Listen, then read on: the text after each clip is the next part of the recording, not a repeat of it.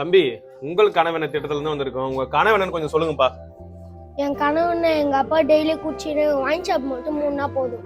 அம்மா, உங்கள் கனவென திட்டத்துல இருந்து வந்திருக்கோம். உங்க கனவெனன்னு கொஞ்சம் சொல்லுங்கம்மா. குடிச்சிட்டு எங்க பார்த்தாலும் சுத்தி கிடக்குறானுவா. அந்த ஒயின் ஷாப்பை தயவு செய்து மூணுனா போறோம்.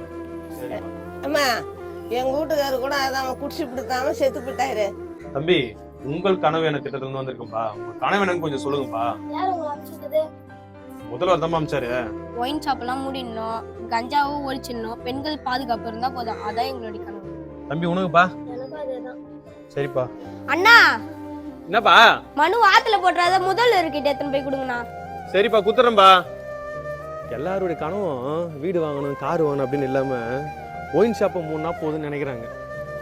இது அரசாங்கத்துக்கு தான் தெரிய மாட்டேங்குது. முதல்வர் மனசு வச்சா முடியும். பார்க்கலாம்.